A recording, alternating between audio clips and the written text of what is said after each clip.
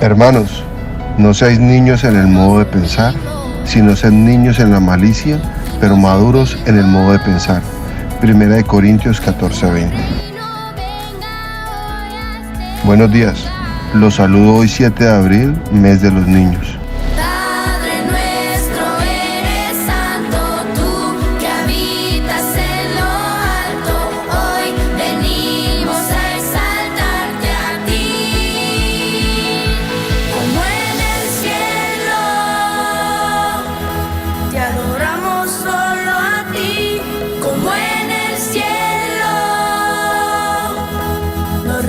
Bienvenidos todos a nuestro tiempo de comunión de los domingos en la mañana, enfocados en las instrucciones para los enviados. Meditaremos en ejemplo.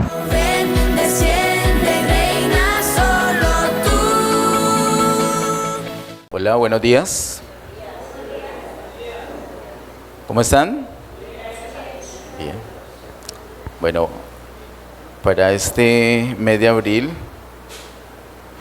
vamos a hacer como una pausa en nuestro tema general que hemos venido tratando desde agosto del año pasado, que es la iglesia. Y vamos a ocuparnos de unas instrucciones que alcanzamos a ver, solamente a mencionar, el último miércoles del mes pasado. Unas instrucciones que el Señor da a las personas que envía, a los obreros que Él envía, después de que la misma iglesia ha orado, ha rogado al Señor que envíe esos obreros. Así que nos vamos a ocupar del asunto, y para esta mañana nuestro tema sobre las instrucciones para los enviados es ejemplo. Ese es nuestro tema para esta mañana. Oremos nuevamente. Padre, en el nombre de Jesús, gracias te damos por esta nueva oportunidad que nos das. Estamos delante de ti con nuestro corazón abierto, dispuesto para recibir de ti. Confesamos nuestra necesidad y nuestro deseo de tu presencia. Llénanos, Señor, impártenos tu vida. En el nombre de Jesús, amén. Para nuestro tema ejemplo, te invito a que abras inicialmente tu Biblia en Mateo capítulo 10.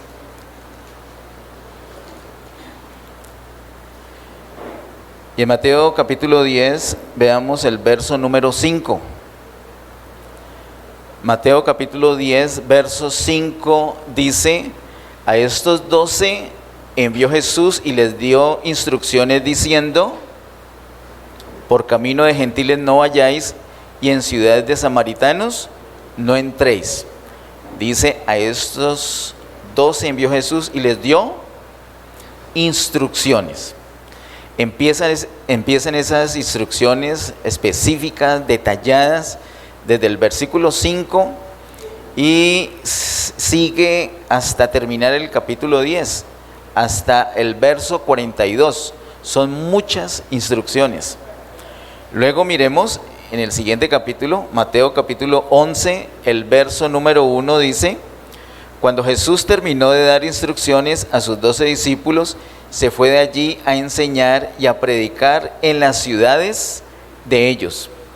Así que vemos que empiezan las instrucciones específicas en el verso 5 del capítulo 10 y las termina en el versículo 2, en el versículo 42 de ese mismo capítulo 10, y ya el siguiente capítulo dice, cuando ya terminó de dar instrucciones, ¿qué hizo?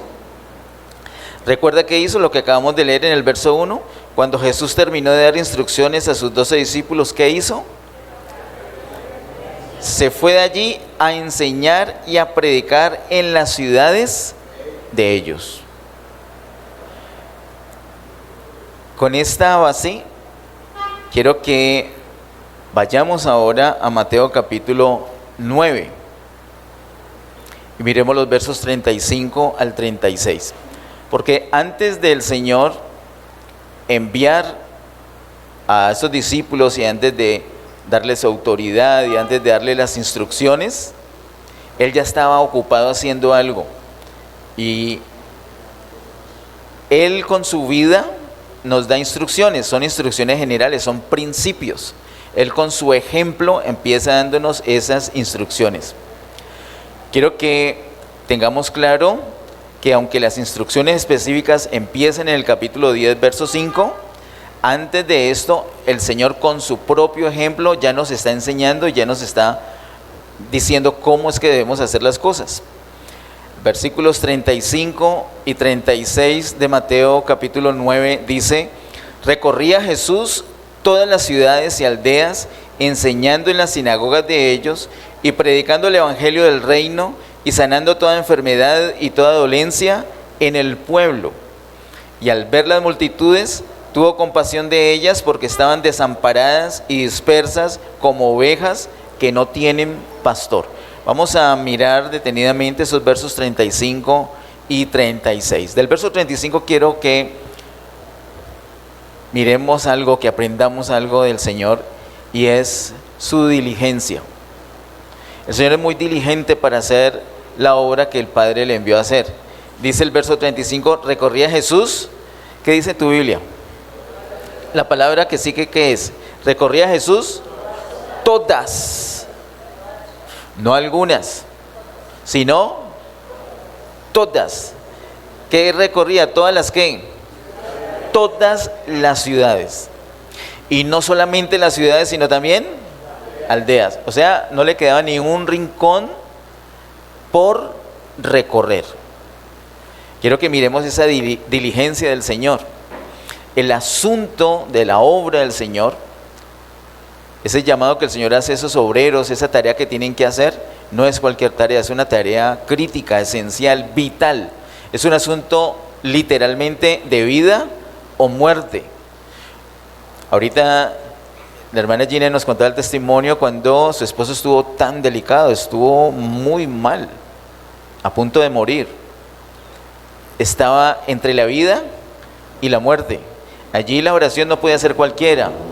Ahí la atención médica no podía ser cualquiera. Era específica. Debíamos tener una diligencia. Lo que el Señor nos envía a hacer es una tarea de vida o muerte y tenemos que ser muy diligentes. Muy diligentes.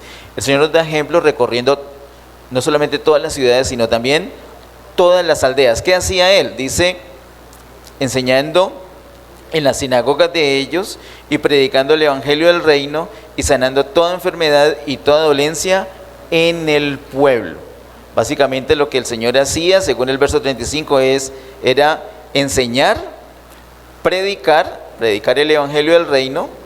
Sobre esto nos vamos a referir un poco más adelante porque dentro de las instrucciones Él les habla específicamente de esto, entonces lo mencionaremos luego. Y también dice, sanando toda enfermedad y toda dolencia en el pueblo. Y con eso pareciera que ya el Señor está atendiendo todas las necesidades de ellos. Porque les enseña, les predica y sana toda enfermedad y toda dolencia. En el pueblo y por todas partes, por todas las ciudades y por todas las aldeas. Sin embargo, mire el verso que sigue, el 36 dice, y al ver las multitudes, tuvo compasión de ellas porque estaban desamparadas y dispersas como ovejas que no tienen pastor. A pesar de la diligencia del Señor mostrada en el verso 35, a pesar que recorrió todos los lugares, a pesar que sanó todas las enfermedades, todas las dolencias, a pesar de eso, la gente todavía tenía necesidades. Al punto que dice que las vio desamparadas y dispersas como ovejas que no tienen pastor. Él tuvo compasión. A Él le dolió en su corazón ver a la gente que todavía tenía necesidades. El verso 35 nos muestra unas necesidades que son sentidas. La gente, si tiene una enfermedad o si tenemos una enfermedad, sentimos el dolor, sentimos el ardor, sentimos el fastidio, sentimos el decaimiento. Si tenemos hambre, el cuerpo nos avisa, lo sentimos. Si tenemos sed, sentimos la sed. Hay cosas que sentimos, hay unas necesidades que sentimos. Sin embargo, hay otras necesidades que no sentimos. Y porque no las sentimos, no quiere decir que no las tenemos. Las personas en general tienen muchas necesidades que sienten, las expresan y procuran satisfacerlas. Pero las que no sienten ni siquiera tienen conciencia que existen. O si existen, de pronto piensan que otras personas las padecen, pero ellos no. No sienten ciertas necesidades. Esas necesidades que no se sienten las podemos llamar necesidades profundas. Las primeras necesidades sentidas son evidentes, saltan a la vista. Las otras no saltan a la vista, están como escondidas. Son necesidades profundas. Las personas tienen necesidades de las dos clases, tanto necesidades sentidas como necesidades profundas. Y el Señor Jesús atendió ambos tipos de necesidad las atendió. En el verso 35 lo vemos atendiendo las necesidades sentidas y en el 36 las necesidades profundas. ¿Cuáles son las profundas? Según el verso 36 dice que estaban desamparadas y dispersas como ovejas que no tienen pastor. Así vio el Señor las multitudes. Hay unas necesidades profundas de la gente, y no es de algunas personas, sino de las multitudes, unas necesidades tan profundas que ellos no tienen conciencia de eso. Ellos no saben que están dispersos, ellos no saben que están desamparados, ellos no saben que son como ovejas sin pastor. Ellos no saben ni les importa buscar un pastoreo, un cuidado. Ellos piensan que están bien así, y si tienen las necesidades que pueden sentir, las atienden, pero las otras no las atienden. Ellos no saben que están perdidos. La gente no sabe que está perdida. La gente no sabe que lo que le espera es el lago de fuego. A veces nosotros mismos que conocemos del Señor no tenemos esa conciencia, mucho menos los que no conocen el asunto, los que no conocen la verdad. Las personas no saben que sin Cristo están bajo condenación. Ellos piensan que ese tema es un asunto de religión, de cultura. Ellos no saben que es un asunto de vida o muerte. Ellos no saben que están bajo condenación de muerte eterna. Ellos no saben que en este momento están muertos. Ellos piensan que están vivos. Y a veces piensan que viven mejor que la gente creyente, que la gente de la iglesia. Incluso se burlan de eso. Se burlan cuando nos ven pecando, se burlan cuando nos ven enfermos, se burlan de nuestras debilidades. Piensan que están mejor. Si a veces nosotros pensamos que ellos están mejor que nosotros, imagínense ellos. Ellos tienen necesidades que no conocen, no son conscientes de ellos. Esas personas necesitan salvación, necesitan la vida de Dios, necesitan la protección de Dios, necesitan la dirección del Espíritu, necesitan la fortaleza del Espíritu. Necesitan comunión. ¿Ellos comunión? ¿Eso qué es? Ellos no saben que necesitan esas cosas. Hay unas necesidades profundas que ellos tienen. El Señor también atendió las necesidades profundas. Eso lo hace el Señor y lo muestra en su palabra para que nosotros tengamos presente que cuando vayamos a las personas vamos a encontrar esos dos tipos de necesidades en ellas. Necesidades profundas, pero también necesidades sentidas. Esas primeras, las sentidas, el Señor las satisface también. Las profundas también. ¿Con qué satisface el Señor lo uno y lo otro? Con su propia vida. Cuando nosotros vayamos, tenemos que satisfacer las necesidades sentidas y las necesidades profundas de la gente con la vida del Señor. Ahora, si nosotros le llamamos la vida al Señor, no quiere decir que ya llenaron su estómago en el caso que tengan hambre. Pero no podemos cambiar un plato de comida por la vida del Señor. Sería contraproducente y no es lo que el Señor nos muestra acá. En las instrucciones específicas vamos a ver una de las primeras cosas que el Señor hace con ellos, como unas recomendaciones que les da. Esas mismas recomendaciones las tenemos nosotros, pero aquí en el ejemplo lo que vemos es que el Señor llega a todo lugar. Nosotros tenemos que hacer que la vida del Señor, que el Señor mismo llegue a todo lugar para satisfacer todo tipo de necesidad de las personas.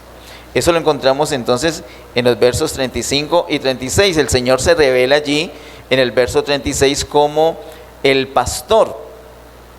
En Isaías 40:11, que lo tenemos allí en las citas, y en Isaías 53:6, proféticamente el Señor muestra que enviará un pastor, que la gente es como ovejas, que su pueblo son como ovejas que necesitan un pastor.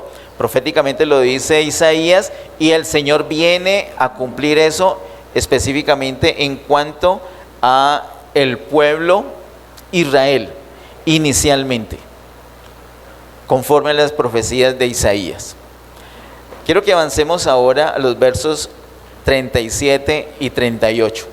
Mateo 9, 37 y 38 dice: entonces dijo a sus discípulos: a la verdad la mies es mucha, mas los obreros pocos. Rogad pues al Señor de la mies que envíe obreros a su mies. En los versos anteriores, o en el verso anterior, en el 36, el Señor habla de unas ovejas que tienen una necesidad. Pero en el verso 37 y en el verso 38 ya no habla de ovejas, sino que habla de mies. No es una palabra que se use mucho, por lo menos yo no la uso mucho. ¿Qué es eso de mies? Ovejas sí sabemos qué es, ¿cierto? Pero ¿qué es eso de mies? ¿Cierto? No es una palabra que manejemos. La mies es un campo o un sembrado, o un campo sembrado. Eso es la mies. ¿Qué es la mies? Un campo que está sembrado. ¿Qué necesita un campo que está sembrado? Necesita que vayamos ¿a qué? A cosechar. Ahora, uno diría, bueno, pero antes de cosechar hay que sembrar. Y después de sembrar hay que cuidar, hay que podar, hay que limpiar, hay que esperar un tiempo y después sí cosechar. Seguramente que sí. Pero él ya nos habla de una mies, ya nos habla de un campo que está sembrado. Para mí, quiero contarles, fue una de las cosas que descubrí en este pasaje. Yo siempre pensé, el Señor nos está enviando a que arranquemos de cero sembrando, que llevemos la semilla, y sí, lo hace de hecho. Pero acá el Señor dice que tenemos que ir a la mies, o que pidamos al Señor de la mies que envíe obreros. Es decir, ya hay un campo sembrado. De pronto lo sembraste tú, o de pronto un hermano que esté aquí cerquita, o de pronto otro que no conocemos. Alguien sembró. El punto es que ya hay una mies y hay un Señor de la mies. Tenemos que reconocer que el Señor es el Señor de la mies. No es nuestra mies, es el Señor. Y por eso todo lo que tenga que ver con la mies lo tenemos que consultar directamente con el dueño de esa mies, que es el Señor. Si hay necesidad de obreros, tenemos que pedir al Señor que envíe obreros, no pedir voluntarios. Necesito voluntarios para que vayamos. No es con voluntarios, es con enviados. ¿Quién los va a enviar? El Señor. ¿Qué nos corresponde a nosotros? Lo que dice acá: rogar, dice el verso 38, rogar al Señor de la mies que envíe obreros. En tu casa, por ejemplo, tienes a alguien que no conoce al Señor y tú le has hablado, pero ya ni te presta atención. Y como te ha visto pecar, como ha visto tus debilidades, tus defectos, te ha visto enojado, entonces para esa persona en su ignorancia, eso hace que pierdas credibilidad. Eso es por ignorancia, porque el Señor no usó a nadie que sea absolutamente perfecto para hacer el trabajo. Él, antes, todo lo contrario, se complace en usarnos a nosotros, que no somos perfectos en el sentido de hacerlo todo bien. Somos perfectos en nuestra posición como hijos de Dios, pero no en el sentido que lo hacemos todo bien. De hecho, pecamos. Y el Señor usa ese tipo de personas, envía ese tipo de personas. Pero esa persona entonces ya no te presta atención y está en tu casa. Por eso el Señor dijo que no hay profeta sin honra, sino en su propia casa. De pronto, si va otra persona, otro creyente que no es familiar, y le habla allí a tu suegro, a tu suegra, a tu hijo, a tu nieto, a tu abuelo, a tu tío, de pronto sí le va a escuchar. Entonces no invites a alguien para que lo haga, sino que tienes que rogar al Señor que Él sea el que envíe a alguien. Y de pronto te va a enviar a ti mismo. Pero el Señor es el Señor de la mies. No metamos nosotros la mano de manera intrusa, sino que todo es en dependencia del Señor. Le pedimos al Señor que envíe obreros y Él se encargará de enviar esos obreros. el Señor compara entonces a las personas que están en necesidad con ovejas, pero también como una mies. Ambas cosas son seres vivos. El Señor trata, maneja, cuida cosas con vida. La clave del Señor es dar vida, impartir su vida. ¿De acuerdo? ¿De acuerdo? Por eso ovejas y por eso mies. El Señor se revela entonces no solamente como el pastor, sino también como el Señor de la mies. Para que entendamos un poquito más acerca de la mies, y porque insisto, fue una de las cosas que más me sorprendió a mí, saber que ya hay un campo sembrado. Sí, tenemos que sembrar, pero antes que nosotros sembremos, al ir afuera, si el Señor nos envía, vamos a encontrar que allá hay un campo sembrado. Acompáñame por favor a Juan capítulo 4, verso 35 al 39. Juan capítulo 4, verso 35 al 39. Después que el Señor habló con la mujer samaritana y los discípulos habían regresado, Él charla con ellos y les dice estas palabras que me parecieron muy asombrosas. Juan capítulo 4, verso 35 a 39 dice: ¿no decís vosotros, aún falta 4 meses para que llegue la siega? Iba a hacer una pausita, no sé si sea necesaria, pero después de verlos a algunos escribir en el WhatsApp, creo que vale la pena hacer esta pausa. O sea que es lo que dice el Señor, que en 4 meses iba a venir una señora que no podía ver, una invidente, sí, porque dice que faltan 4 meses para que llegue la ciega, y quién sabe la sorda cuándo llegará, ¿no? Pronto llegan juntas. ¿Cuál es esa ciega que iba a venir? Mire cómo está escrita la palabra ciega. ¿Cómo está escrita la palabra ciega si tiene su Biblia ahí abierta? En el verso 35. ¿Con qué letra? Con S. Mire, no, usted, le aprovecho para decirle, no piense que es un capricho. Hay una manera de escribir las cosas. Si el Señor dice que viene la ciega con C, nos está revelando otra cosa, pero aquí es con S. ¿De acuerdo? Cuando usted vaya a escribir lo uno o lo otro, tenga en cuenta qué palabra, qué letra usa, no use cualquiera. Por ejemplo, no escriba Cristo con mayúscula, perdón, con minúscula. No escriba Jesús con minúscula. No es necesario escribir mal, usted puede escribir bien. Si tiene dificultades con eso, lea la Biblia, léala con cuidado y allí aprende a escribir. Escribimos como está ahí, ¿de acuerdo? Así que a los 4 meses, ¿qué iba a venir? Según dice el Señor, la siega. ¿Qué es eso de siega con ese? Cosecha, cosechar, recoger los frutos. Entonces, una cosa es la mies, que es el campo sembrado, y otra cosa es la siega o la cosecha. Cuando se va y se recogen los frutos, ahí se está segando con ese, ¿de acuerdo? Ahí se está cosechando. Entonces dice el verso 35, ¿no decís vosotros, aún faltan 4 meses para que llegue la siega? He aquí os digo, alzad vuestros ojos y mirad los campos, porque ya están blancos para la siega. ¿Quiere decir que ya están, ¿qué quiere decir que ya están blancos? Que ya están a punto para ser recogidos. Entonces, hermanos, esto era en ese tiempo, pero ¿saben? Es tal cual ahora. Esto me llena de asombro y de emoción. Tal cual ahora. Miren, si hiciéramos el ejercicio de, bueno, ya, dejemos tanta teoría y vamos a la práctica, vamos a cerrar aquí por hoy, bendiciones, y vamos a llevar la palabra afuera. No lo vamos a hacer así porque se requiere que sea el Señor que envía, pero digamos que ya nos envió y vamos a hacerlo hasta aquí, apaguemos y nos vamos a llevar la palabra. Nos vamos a sorprender que el Señor nos decía la verdad. No está tomando el pelo a sus discípulos y no nos está tomando el pelo a nosotros hoy en día. Lo único que tenemos que hacer cuando pensamos que todavía falta mucho para recoger frutos para el Señor, ¿qué es? Según lo que el Señor le dice a sus discípulos,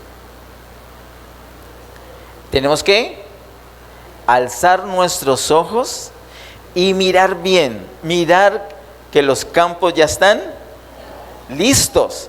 Dice el versículo 35, he aquí os digo, alzad vuestros ojos y mirad los campos porque ya están blancos para la siega. Si nos damos cuenta, de pronto los vecinos de aquí alrededor, nos vamos a dar cuenta que hay unos que tienen problemas matrimoniales.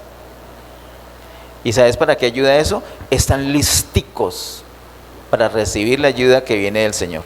Están listicos para recibir al Señor. Hay unos que tienen enfermedades terminales, están listicos para recibir la sanidad. ¿O no? Están listicos los que tienen problemas con los hijos, están listicos. Los que están embolatados en una religión están listicos para recibir luz. Los que son hijos del Señor pero que se han descarriado están listicos para recibir una palabra de aliento. Están listicos. A nosotros de pronto nos parece, no, faltan 4 meses.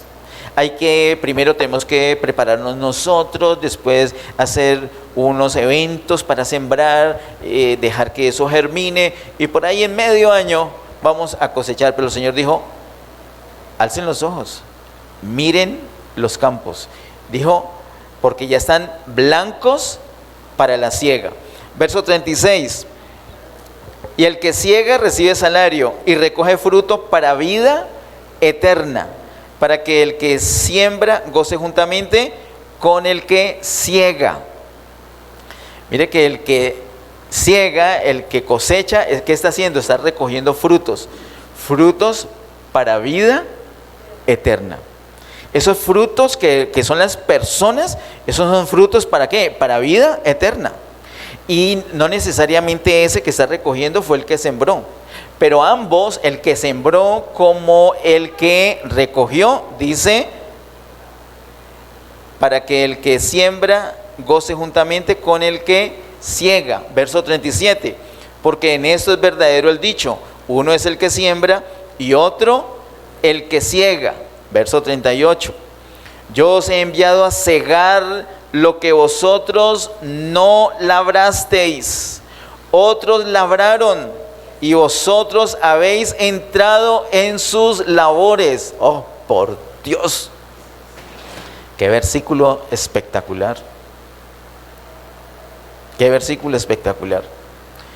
De esto tenemos 2 testimonios muy cerquita a mi izquierda. Y bueno, 2 no, seguramente muchos, pero que yo recuerde palpablemente y muchas veces he hablado de esos 2 testimonios. Uno es de mi hermano Ariel, yo no sé si ustedes lo conocen. Cuando el pastor Ariel y la pastora Cora se reconciliaron con el Señor, lo primero que hicieron fue luchar por los hijos, orar, interceder. Y nosotros estábamos más embolatados, pero perdidos. Éramos 3 diablos horribles. Y ellos tuvieron que batallar mucho, oraron sin parar, guerrearon. Hasta que en una ocasión, el pastor Ariel nos reunió,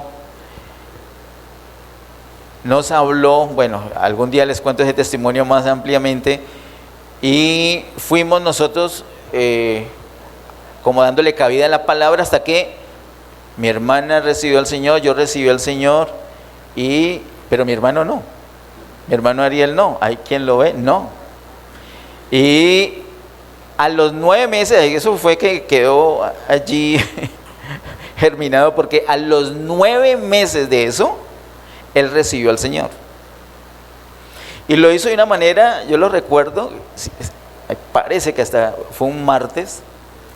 Mi hermano usaba cabello larguísimo y la cara de él era así, toda como de enojo. Ahora tiene una cara toda apacible que uno se acerca con facilidad, pero antes no, antes uno le huía. Y él llegó a la casa y dijo esas palabras: recibí al Señor. Y nosotros todos aterrados, ¿cómo así? Sí, recibió al Señor, y se le veía una serenidad, una sonrisa bonita que todavía la tiene. Y yo sentí, recibió al Señor este hombre. Pero ¿cómo así? Nosotros llevamos 9 meses orando, hablándole. Yo le dejaba versículos en la almohada, orábamos por él, rogábamos al Señor, le hablamos, tratamos de darle buen ejemplo, y 9 meses y nada. Y de un momento a otro recibió a Cristo con otra persona que no sembró realmente. Otra persona entró en nuestras labores y cosechó lo que no sembró. Una jovencita de la iglesia que ni siquiera era de las más firmes en el Señor, la usó el Señor para cosechar. Pero tanto ella como nosotros nos alegramos, nos gozamos. ¿Y qué decir de otro testimonio que está muy cerquita de mi hermano Ariel, más a mi izquierda? Alba Lucía, junto con otro hermano en la fe, en la universidad, oramos por ella, le hablamos. Se llama Diego Reyes. Él nos acompaña en los devocionales. Aprovecho para invitar a los hombres a que nos acompañen en los martes a las 5:30 de la mañana en los devocionales. Y oramos por ella, por Albita. Y una vez yo recuerdo, estamos en el segundo piso del CRE, en la universidad, y Diego estaba al lado derecho de ella y yo al lado izquierdo. Y estábamos haciéndole una emboscada, hablándole del Señor, y ella estaba recibiendo. Uno se da cuenta cuando la persona está recibiendo. Y los ojos estaban llorosos, y esta pelada va a llorar, ya está para el Señor. Y ya la teníamos ahí, y de un momento a otro literalmente se fue corriendo. Se fue. Y nos dejó en un chispero ahí. Se nos escapó. Y nosotros cada vez que teníamos la oportunidad hablábamos, orábamos por ella y nada. Cuando una vez salimos de almorzar, almorzábamos juntos, salimos los 3 de la cafetería, ahí en la Universidad del Valle, y escuchamos música cristiana en un parquecito que le dicen el aeropuerto, porque algunas personas acostumbran a hacer viajes ahí. Estaban predicando, habían ido a predicar, y el predicador era Alex Chian, un peruano. Yo lo había escuchado, yo he tenido la oportunidad de verlo a él en la comunidad cristiana de fe, predica muy chévere. El hablado de él haga de cuenta de escuchar hablar a Maradona, y predica muy chévere. Y él estaba predicando y yo dije, uy no, Alex Chian, uy. Y nuevamente Alba Lucía en la mitad y Diego y yo a los lados escuchando y orando, intercediendo, rogando. Y él predicó, Alex Chian predicó de Génesis capítulo 2. Y yo decía, ay, ¿por qué Génesis 2? Hubiera predicado otras cosas más.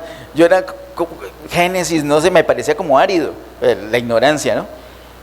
Pero qué predica ese siervo. Y les dijo la verdad en la cara a toda esa gente, sin ofenderlos, pero les hizo ver que estaban muertos y que estaban muy mal y que necesitan al Salvador, y que el Salvador estaba allí, que lo puedan recibir. Y les dijo, Cristo murió públicamente, murió de hecho en una montaña, todo el mundo lo vio, así que el que lo quiere recibir tiene que venir acá al frente y recibirlo públicamente. Si se avergüenza, ni lo reciba. Así dijo. Y yo decía, ay, hombre, está bien difícil que le va a hacer pasar allá adelante, no va a pasar.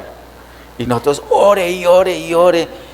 Cuando empiezan a pasar unas personas, y nosotros ore, cuando Alba Lucía fue pasando, Dios, y fue pasando, y nosotros que lloramos de la dicha, y pasó Alba Lucía y recibió al Señor con un peruano que nunca había laborado por eso. Él entró a nuestras y él se gozó, y nosotros juntamente con él. Los unos y los otros. Entonces miren, hermanos, ¿qué quiere decir esto? Él fue allá, de pronto sembró, pero también cosechó. ¿Saben cuántas personas pasaron al frente ese día a recibir al Señor? 12 personas. 12 personas recibieron al Señor esa vez. Me emociona mucho eso, recordarlo y saber, hermanos, así está la gente. No necesariamente son nuestras labores, pero el Señor nos envía para que entremos en las labores de otros, en lo que otro sembró. No sabemos cuándo sembró, si sembró bien, si sabe palabra, si da ejemplo. Sembró. Y esa semilla está cargada de vida, hermano. Está cargada de vida. La palabra dice que no vuelve al Señor vacía, sino que el Señor la hace producir lo que Él desea, de acuerdo a su deseo. Por eso el Señor nos anima a decir, alcen los ojos y miren los campos. Ya están blancos para la siega. Amén. Entonces nosotros decimos, oh, pero es que yo no sé ni hablar. ¿Hablar? Usted no tiene que hablar. Lo que tiene que es cosechar. El Señor permite que entremos en labores. Otros ya hablaron, los que sabían ya hablaron. Ahora tenemos que ir a cosechar. Lógicamente, habrá momento y yo pienso que estos hombres, estas personas, no solamente cosecharon, sino que también sembraron. Pero particularmente estos dos casos les muestro, estuvimos luchando por ellos, y los otros que ni los conocían casi, fueron los afortunados que el Señor usó para cegar. Dice el verso 38, entonces yo os he enviado a cegar lo que vosotros no labrasteis, otros labraron, y vosotros habéis entrado en sus labores. Ahora miren el verso 39. Dice el verso 39, y muchos de los samaritanos, ¿sí? ¿Recuerdan? Porque Él está hablando con los discípulos, pero recuerdan que el Señor acaba de hablar con la mujer samaritana. Dice el verso 39, y muchos de los samaritanos de aquella ciudad creyeron en Él. ¿En quién? En el Señor Jesús, por la palabra de la mujer. ¿Cuál mujer? Por la palabra de la mujer, que daba testimonio diciendo, me dijo todo lo que he hecho. Y cuando yo veo esto, yo, con razón, por fin, por años, con esa inquietud. Miren, uno no reúne la iglesia, bueno, se pone corbata, hasta se peina, y dicen, hermanos, vengo a predicar. He conocido a un hombre que me ha hecho todo lo que soy. ¿No será ese el Cristo? Uno no reúne a la gente para predicarle eso, sino que estudia un poquito la palabra, se documenta, ¿cierto? Pide que el Señor le hable para enseñar, para impartir algo de la palabra. Pero lo que esta mujer decía fue esto. Miren, la última parte del verso 39. Me dijo todo lo que he hecho.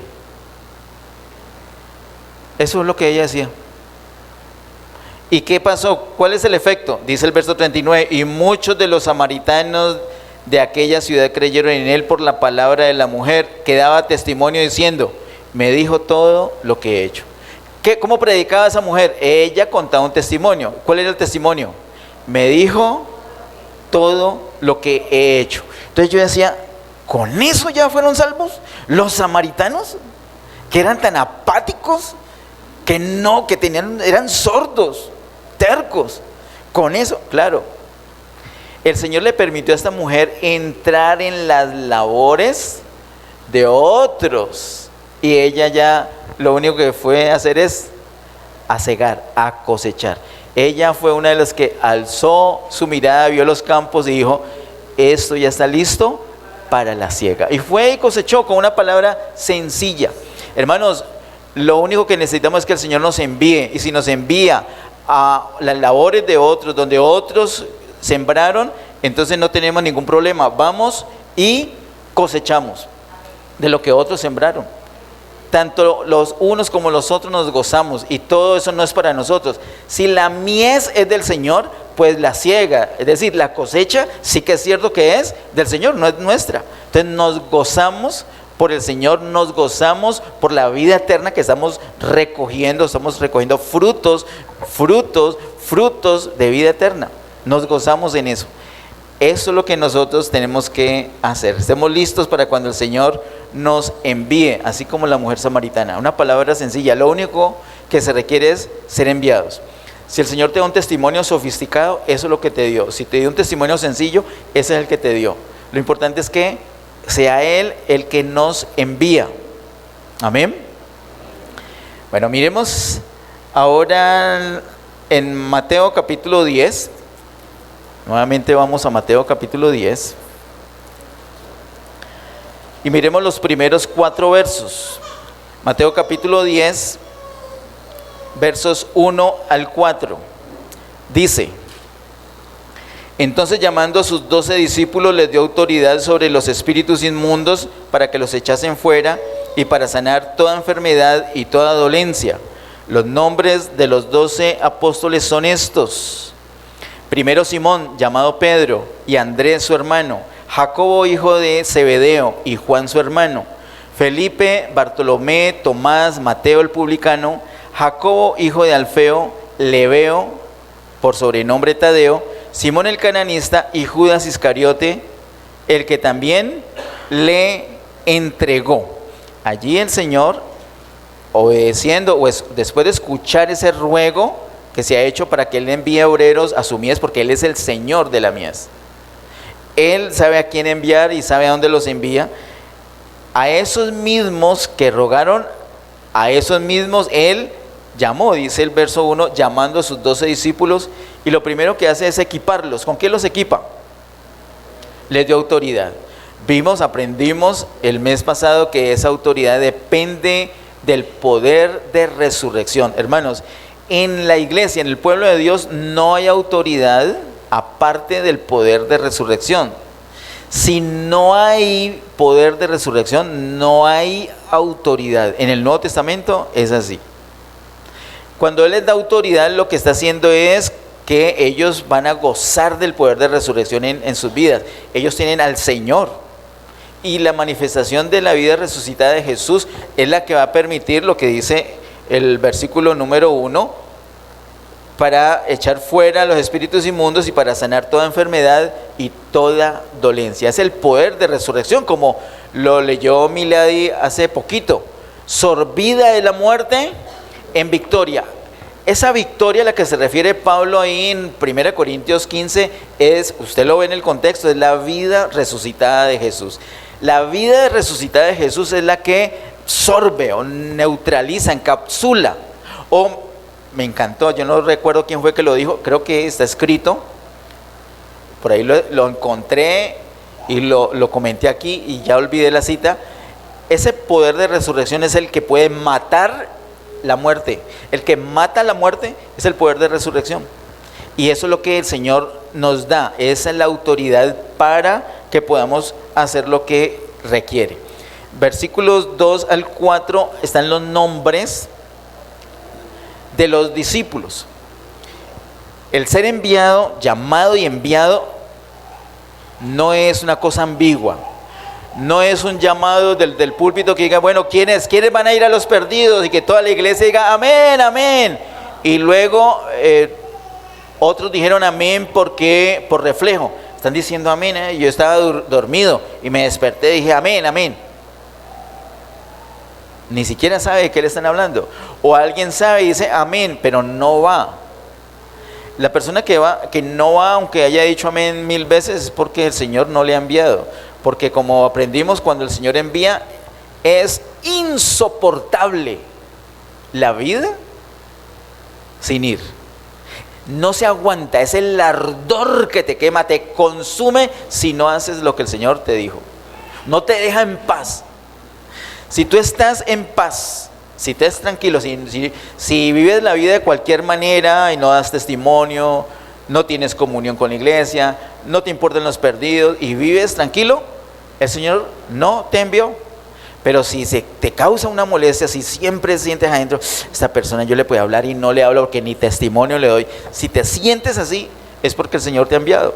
¿Qué tienes que hacer? Ir al Señor, pedirle perdón. Señor, todo este tiempo he estado en nada. El Señor te va a equipar y te va a usar para que entres a labores de pronto de otros, o de pronto para que tú siembres. Amén. El llamado y el envío es algo concreto. Por eso el Señor aquí da nombres.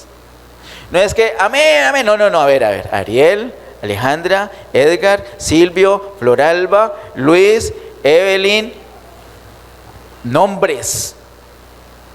Concreto. ¿Quiénes van a ir? Aquí tengo la lista. Tengo 12. van a ir 3 por acá, 3 por acá, 3 por acá y los otros por acá. O la mitad para allá, o 2 por acá. ¿Sabe con quién cuenta el Señor? Porque los ha concretado. El mes pasado les pedí a la iglesia que me dijeran en el WhatsApp con quién podía contar. Ya van 4 personas que me han dicho. Y uno diría, uy, pero el mes pasado y solamente 4, nadie más le ha hecho, nadie más. Y qué susto. No, no es susto, porque ¿quién es el que los envía? Mire, y de verdad, si usted no me dice, cuente conmigo, no voy a contar con usted. Después usted me dice, ay, ¿y por qué en mi casa no? Porque usted no me dijo. ¿Y usted cree que yo me voy a poner en ayuno 40 días para que el Señor me revele si usted va a ir? No, me dice, me ahorro el ayuno y usted me escribe en el WhatsApp. Sí, total. Ayunamos para otra cosa, pero para eso no. Así que seguimos orando que el Señor envíe obreros a su mies. Si usted siente carga para llevar la palabra a otros, para ir a cosechar, entonces usted me escribe al WhatsApp y me dice, cuente conmigo. Y entonces ya no van a ser 4, sino que van a ser 5. ¿Listo? Ok, muy bien. Entonces el Señor los concreta y quiero que notemos algo muy especial. Mire la lista que hay en Mateo capítulo 10 del verso 2 al 4. Si usted la ve despacio se va a dar cuenta que están en grupitos de 2. ¿Sí lo ha notado? Miremoslo despacio. Verso 2.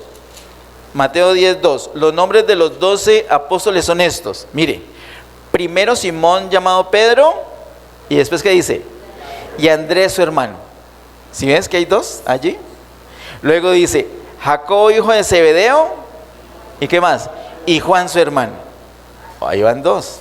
Luego dice, mire que el verso 3 ya no está tan marcado, pero aún así lo podemos ver. Dice, Felipe, Bartolomé, Tomás, Mateo el publicano.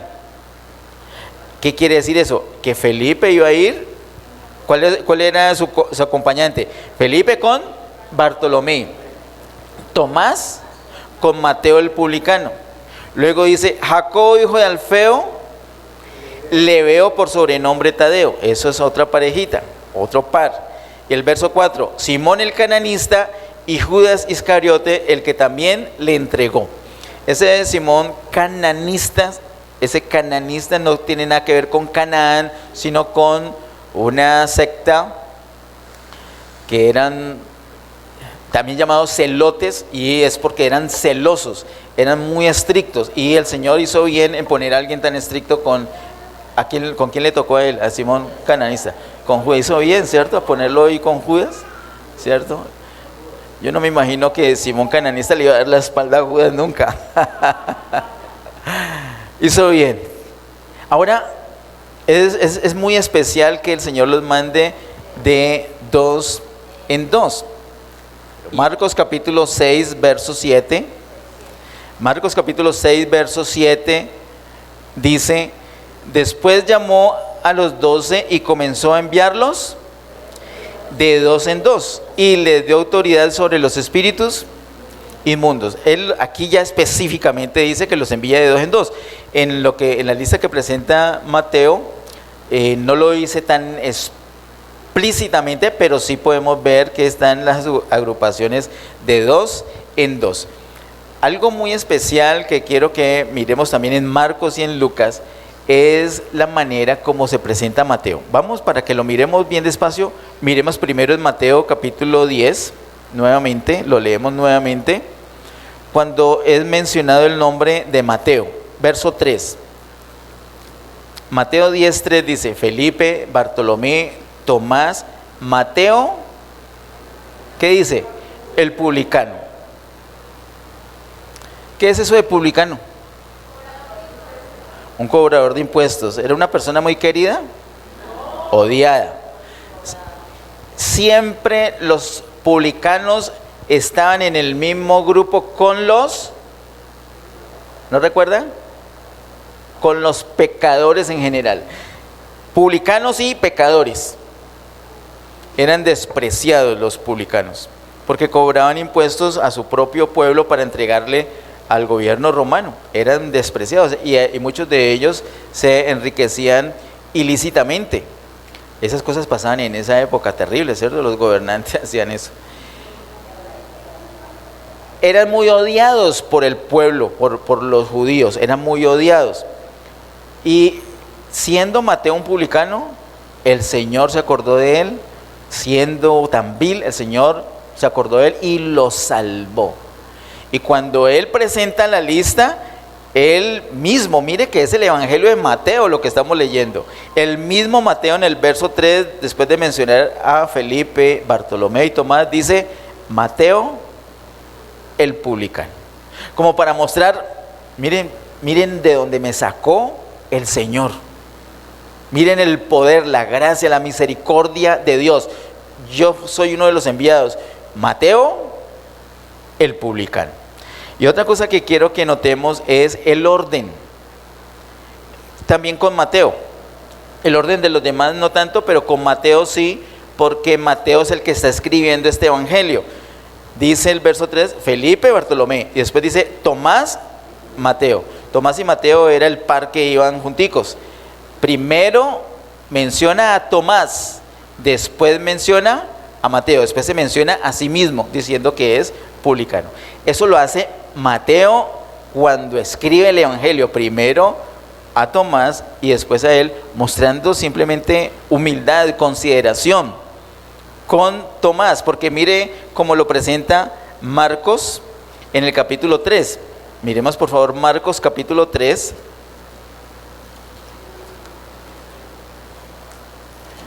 Verso 18. Marcos capítulo 3, verso 18 dice a Andrés, Felipe, Bartolomé, Mateo, Tomás. ¿Sí nota? Está mencionado primero Mateo antes de Tomás. Porque la lista, ¿quién la está haciendo aquí? Marcos. Pero cuando lo hace el propio Mateo, no se va a mencionar, no va a decir Mateo y después Tomás, porque como van por pares, él dice no. Primero mi hermano Tomás. Lucas también lo muestra. Miremos en Lucas capítulo 6. Lucas capítulo 6. Verso 15. Lucas capítulo 6, verso 15 dice: Mateo, Tomás, Jacobo, hijo de Alfeo, Simón llamado Celote. Nota que primero está mencionado Mateo antes de Tomás. Tanto Marcos como Lucas mencionan a Mateo antes de Tomás, pero el propio Mateo no lo hace así. Todo esto que estamos viendo hoy, o que hemos visto hoy porque ya hemos terminado, son instrucciones pero a modo de ejemplo. Entre el capítulo 9 y el capítulo 10 vemos este ejemplo que el Señor nos da, unos principios que gobiernan, que deben gobernar el trabajo que nosotros hacemos en el Señor. Cuando el Señor nos envíe, tengamos en cuenta lo que hemos visto hoy entre Mateo capítulo 9, verso 35 y Mateo capítulo 10, verso 4.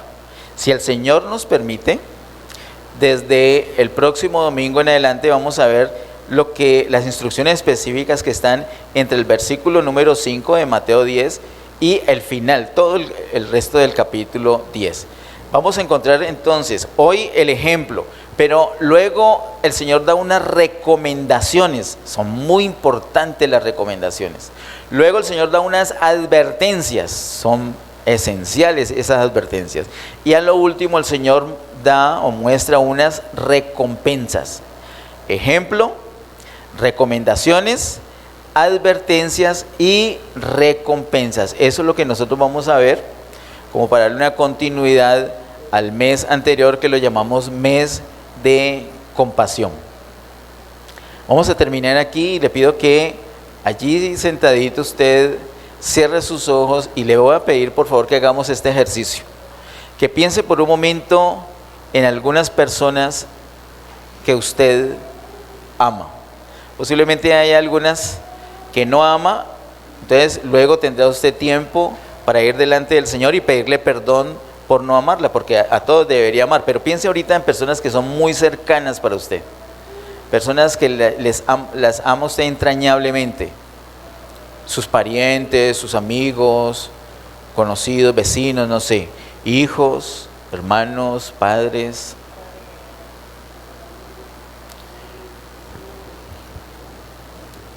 ¿Cómo están esas personas? Piensen un momento, ¿cómo están esas personas delante del Señor?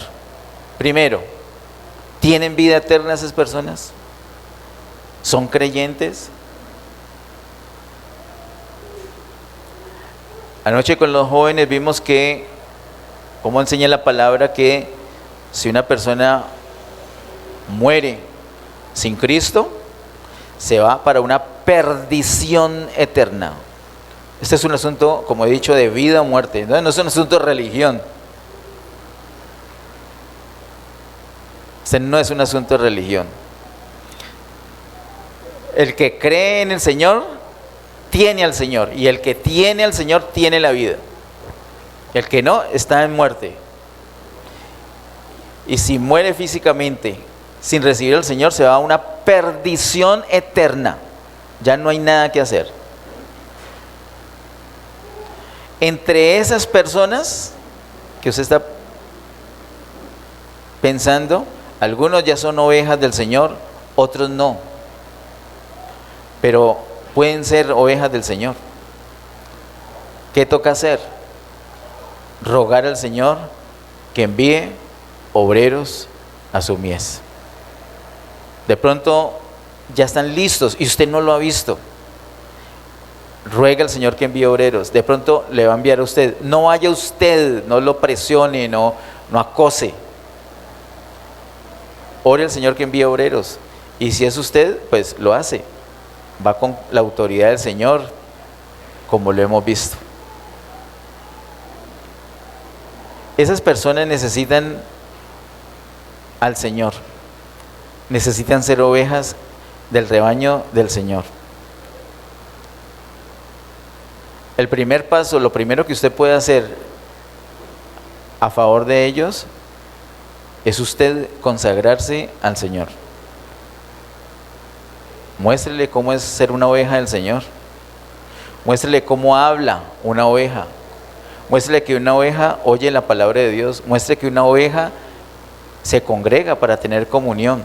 Es un rebaño, no es una cabra, es oveja. Muéstrele que una oveja no lo hace todo perfecto, pero que tiene un pastor, que es el Señor Jesús. Eso es lo primero que tenemos que hacer. Después de ahí, hermanos, ya rogar al Señor que envíe obreros. Y el Señor lo va a hacer.